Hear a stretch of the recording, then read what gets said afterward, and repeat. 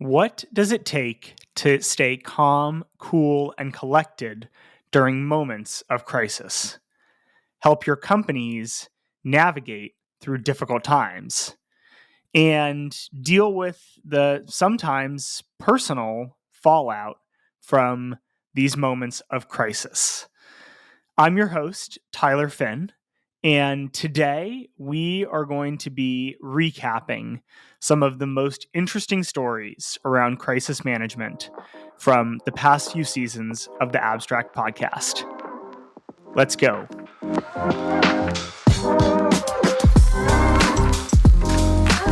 First up, we have Vanessa Wu, General Counsel at Rippling, on how her company navigated and survived the collapse of Silicon Valley Bank. I'm taking a moment to recollect, because I think all of us at Rippling who experienced it have tried to not relive the trauma. Yeah. It ended up being an amazing moment for Rippling, but in the moment, it did feel like the world was possibly ending. So that Wednesday night, SVB had made a disclosure that started spooking the markets. And over the course of Thursday, it happened quite quickly that things went from feeling a little bit unsettled about SVB to SVB CEO getting on a call with all customers around noon to say everything is fine. We are going to be able to cover all deposits so long as not everybody pulls out all of their money, which was not what anybody really wanted to hear, because then everyone's thinking about I better not be the last person, because then what I'm hearing is there's money for most of us, but not if you're last man or woman standing. Yeah. And so then I think sort of like that deep panic started setting in towards the afternoon of Thursday. But most folks thought, this wasn't meaning like there was going to be no SVB in by the next day. Folks thought there were multiple people who were circling as buyers and other things.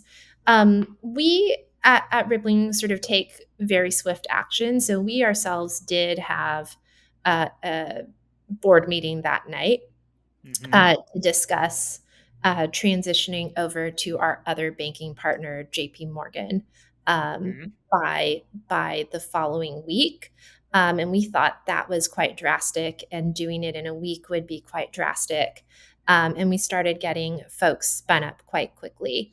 But we did not predict that by the following morning, that Friday morning, the world would have just completely changed. So that Friday, I woke up, there is an unknown phone number. Someone had found my phone number, a woman in Tennessee, to call and ask if I worked at Rippling, and that her employees had not received their paychecks.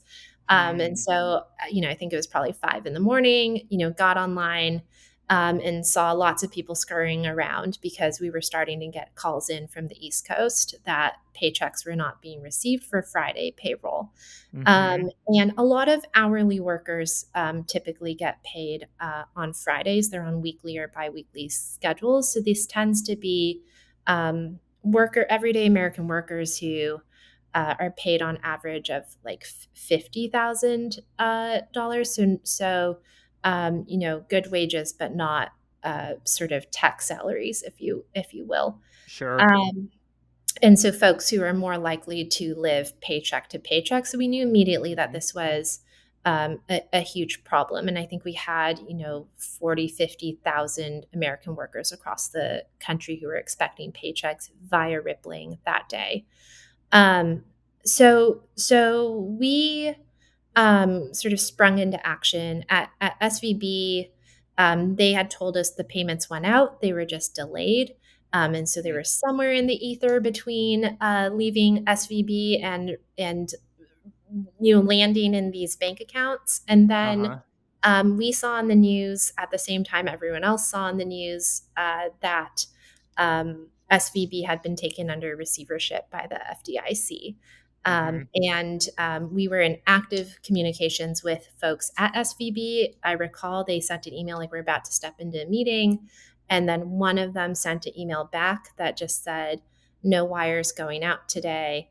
And I remember writing an email back immediately, what about ACH? And I got bounced back by like 30 different people at SVB who were on this thread. And that's sort of when I knew we were on our own. Just SVB's communication systems were fully cut. Moments prior, they were telling us this was all still going to go out. And that's when we really sprang into action. We knew we had, tens of thousands of American workers expecting paychecks that Friday. We decided to hit an emergency button at Rippling to actually fund out of our corporate bank account, because we were fortunate to have quite a bit of cash at that time that would be able to cover, I think it was $130 million of payroll at that time, just to make sure those folks would be able to get paid. We were in conversation with JP Morgan team. They had like a few dozen folks working with us to move our entire payroll system over to JP Morgan. So that would be up and running on Monday, and we would be able to facilitate paychecks. That next Wednesday was mid-month pay day as March 15th. So that was going to be a really big one. And then Parker, our CEO, wanted to make sure that we were going to be able to pay folks that following week for March 15th, no matter what.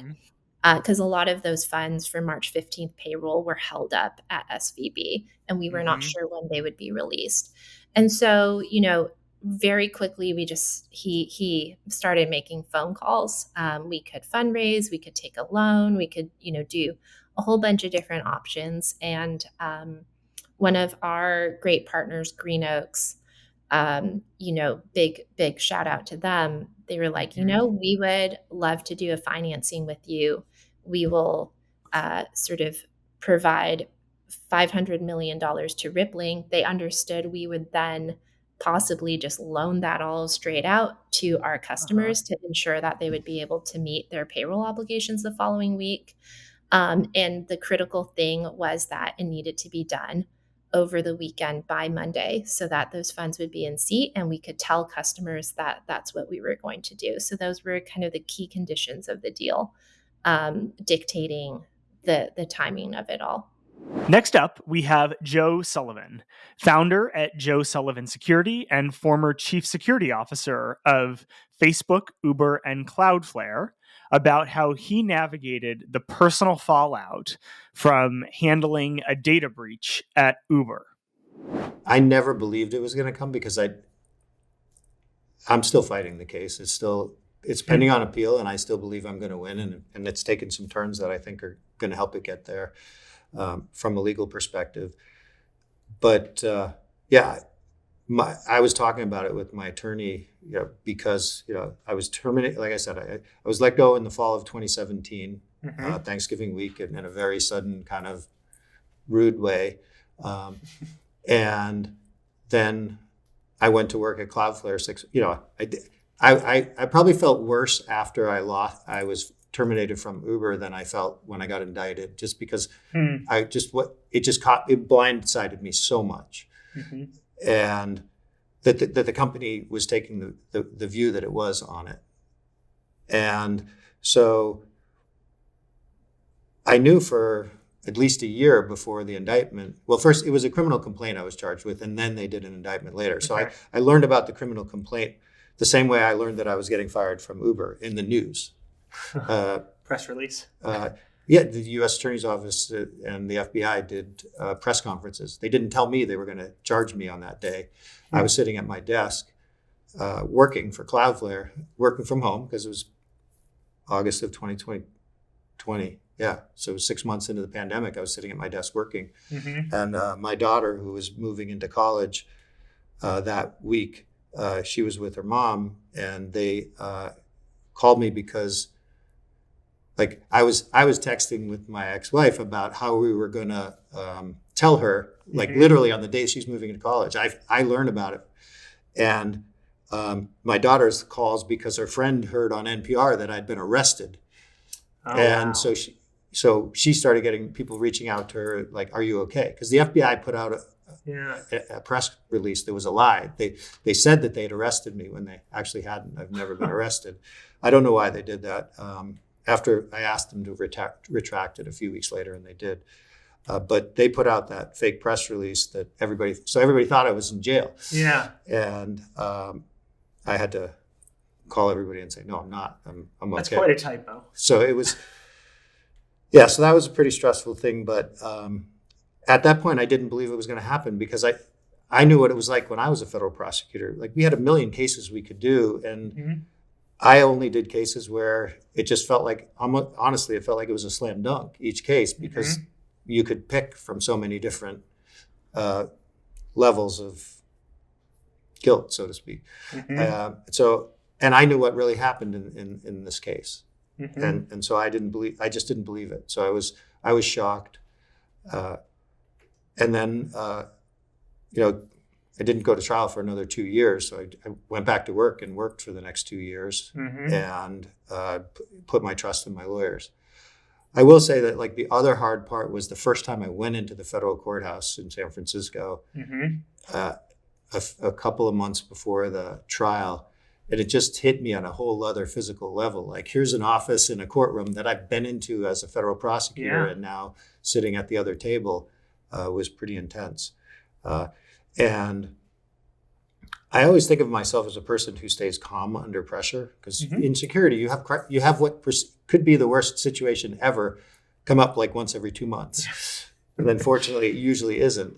But you have to treat it like it could be the worst thing ever. And so I'm used to that.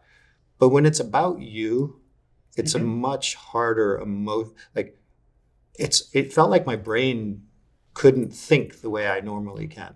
Like, usually I can look at a situation and be like, "Oh, we need to do this, this, and this." Yeah. And I was just like, "Lawyers, please just do what."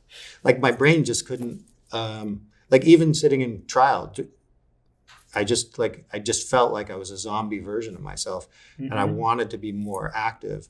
It was, I think, after I lost the trial, I think of it as winning this. We won the sentencing, because that just, like, knocked me out of my stupor, and I was like, I need to own this, and did much more for the sentencing. I think we all remember the Great Recession. Heath Tarbert, Chief Legal Officer and Head of Corporate Affairs at Circle, had a conversation with me about how he helped the White House navigate the Great Recession and ultimately gained career momentum from the work that he did. So I had started off, my undergraduate was in accounting and finance, and I had studied that. And even in law school, I aspired to be a corporate lawyer.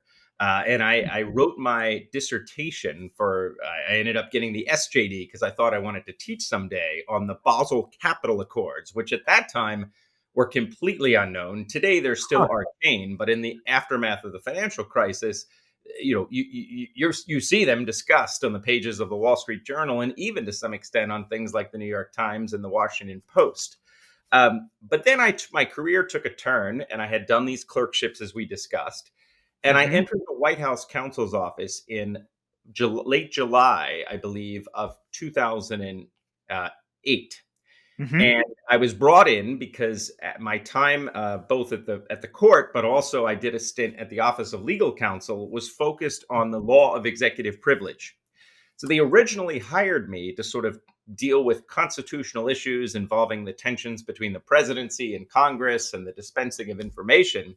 When I walked in the door, they said, "Well, Heath, you've got this financial background, and the person that had the financial markets portfolio for the White House counsel's office left several months ago. We need someone to also just take that under their remit. But look, it's at the end of an administration. We're not expecting much work there." You can guess where the story goes, Tyler. Yes. So 2 weeks later, Fannie and Freddie fail. Before we know it, Lehman Brothers collapses, and I became effectively the White House associate counsel on the financial crisis full time. And so it's one of those great examples of, you not choosing a path in life, but that path in some ways choosing you serendipitously. Mhm. And from that point in time, I said, well, this is fascinating. I'm going to devote the next few decades of my life to thinking about that intersection of law, finance, and public policy. Kristin Sverchek, former president of Lyft, had a conversation with me about how she was the face of the company and helped the company navigate crises, including Trump's first immigration ban and the Texas abortion law that may make it a crime for Lyft drivers to help facilitate an abortion or drive a patient to a clinic. Yeah. So for us, because we did start as an organization that always had to be pretty engaged in the political sphere, Mm-hmm.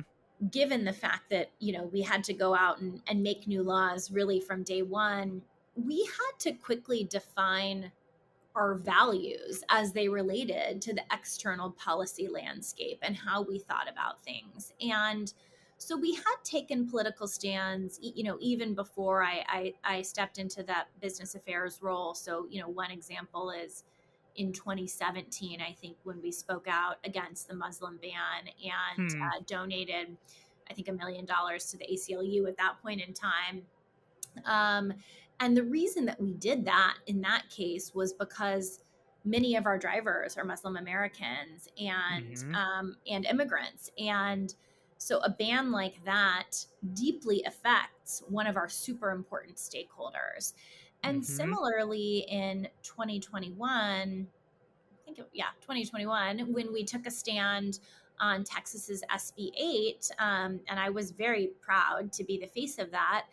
It was because that law was and is so unique in that it provides for this private right of action for individuals to sue one another to the extent that the person they're suing has either gotten abortion care or aided someone else in getting abortion care. And so we were hearing from our drivers that they were really worried about being personally liable to the extent that they drove somebody to a Planned Parenthood. And this was like an untenable situation for our drivers.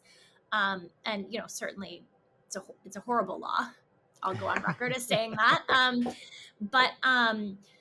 But we felt that we really had to act because we did not feel okay with our drivers feeling that they were in personal financial jeopardy just by availing themselves of the flexible earnings opportunities that Lyft drivers are always able to avail themselves of. And so we took a really bold stand there too. But again, it was because of this nexus to our driver population. And so certainly, you can't, as a company, be taking a stand on every issue under the sun because there are so many, and there are so many important ones. You have to decide, I think, really what is core to you. And so you won't see us at Lyft taking a stand everywhere, but I think, you will see us being really thoughtful when it relates to the populations that really matter to our business, and drivers being one of those. Next up, we have Dan Haley, my friend and general counsel and corporate secretary at Guild. Dan has managed 2 CEO transitions during times of crisis, something we talked about during our episode of the podcast. I think one of the things that lawyers in general and GCs specifically need to always keep in mind is there's a certain authority invested in the credential that is not necessarily present for all members of the executive team. Will instinctively look to the lawyer in certain situations as a gauge of how worried should we be about this thing? How serious is this? Is this a big deal? Is this manageable?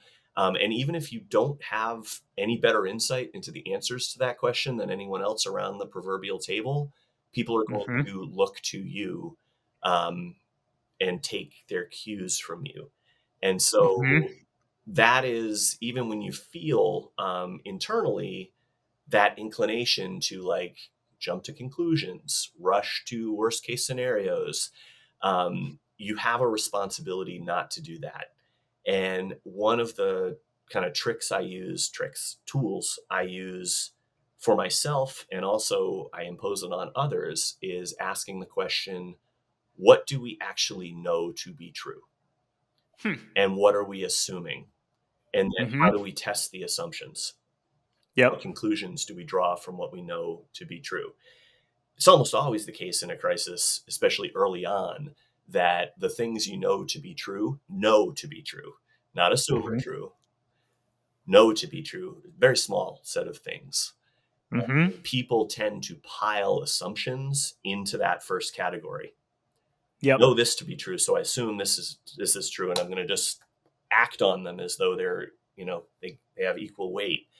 I think I've done this before. What you are saying is resonating. Everyone does it. I mean, everyone does it. But it's very hard. This is where the kind of inherent authority of the GC can be very helpful, because you can say to a CEO who wants to react, and CEOs always want to react. No one wants to be caught flat-footed. Nobody wants to be criticized by their board a week into a crisis for not taking immediate and deliberate action. So the action impulse is always present. And so the danger at the front end of a crisis of doing things that make it worse is very, very high. And I found that tool, what do we know to be true, very useful. And then the second part of it is, how do we increase that pile of things as quickly as possible, so that when we get to a point where we have to make a decision, where there's a binary, we have to do this or we have to do that, we have to ignore this, we have to address it, left, right. You want that pile of known things, true things, to be as big as possible by the time you're making that decision. And it does tend to scratch the CEO's itch at the outset to say, here are the things we are doing to learn as much as possible, because that is action. That's not being passive. The world today is incredibly uncertain, or in the words of his book, unruly. Sean West, co-founder at Hens Technologies and former deputy CEO of the Eurasia Group, sat down with me to talk about how general counsels can get better at navigating political risk. We really pour our analytical heart into this. This is the type of analysis we used to charge hundreds of thousands of dollars for. We're now just doing it as, on some level, as a service to the legal sector, because nobody else is covering it from this angle. Obviously, it can be self-serving in a number of ways as well to have a Substack. So, not pretending I'm a saint here, but the reality is, the research that we do in that really takes whatever event is going on in the world and starts to think about it from the perspective of what I think of as the geolegal triangle, which is geopolitics, law, and technology. And if you imagine it as a triangle, right, each of the legs of that, whether it's geopolitics and technology, geopolitics and law and technology, they're constantly in flux. And so I think a big mistake people make in analyzing political risk is they sort of do it as a one-off assessment. Right. Or they look at it in buckets. In MBA programs, you'll learn PESTEL analysis, like political, economic, social, technological, ecological, and environmental, and law. But they're treated as separate things. This stuff is all in flux. Right. So, there's an election going on in the US right now. Probably by the time people listen to this, we'll know who's won and who hasn't. But there's an election going on right now that has literally been mediated by the courts. Every step of the way, it's been the intersection of politics and law. There are Russian, Chinese, Iranian propaganda outfits that are using technology to influence the politics of this election, right? This is all in flux. And, frankly, technology and law are colliding in a way that's generating robot lawyers and robot lobbyists and the promise of all of this, if only regulation permits it. We could talk more about that. So you have a world where these factors are in flux. And what I try and do is pick one topic every week to really dive into. I feel like for general counsels, they don't have all day to read all the news. They need to know what really matters. So I'll pick either news of the day or a big idea, and I'll dive into it. And it's all kind of building towards a book on the same topic that's coming out early 2025. And last but not least, Chelsea Grayson, managing partner focused on corporate restructurings at Pivot and former CEO of companies like American Apparel and True Religion, sat down with me to talk about the role of corporate boards during times of crisis. The main difference is, sort of twofold. So The difference in the situation between being the CEO or management of a company and turnaround and being a board member is we are there, and hopefully the company has also hired a restructuring firm, or they're also called FAs, financial advisors. We're there to do that. You, CEO and management, are here to continue to operate the company. So there's some there once we get finished, So your main focus should still be running the company. Yes, we're going to have things for you to do that are different because it's a turnaround, and we're going to ask you to cut costs and renegotiate indirect procurement costs. I mean, whatever. We're going to ask you to have better cash management in place, probably. We're going to ask you to put together a 13-week. We're going to, a cash flow. We're going to mind a lot of things, and you're going to have to maybe do some reductions in force, but for the most part, we don't want you to be distracted by what we're doing. So that's one of the main differences. So a board will really drop in, roll up their sleeves during a restructuring and turnaround and do that work so the rest of the people can run the company and then the advisors too. Now, and then what you have to be as a board member during that time, and this is frequently why you'd refresh a board if you're about to do a turnaround or a restructuring, you really have to be steeped in that life. You have to understand what to do in that situation, because if you're just a big, healthy, public company, like I've always had a nice big budget and I've always never seen crisis, you're going to be terrified. Right. Lawsuits coming in, you're going to be hit in the face. Like, people are going to be punching you in the face every single day. There's lawsuits, there's investigations. We're having big, scary conversations about potentially making a Chapter 11 filing. I mean, there's going to be, but even looking at a 13-week is terrifying, just to see where the money is going and how quickly it goes out the door. This is not for everybody. So if you're not a restructuring turnaround person, you're probably going to it's probably better for you to refresh off the board. So that's how you would drop in as a board member in that situation, as a person who really does this for a living, and has the right network and isn't going to scare under pressure.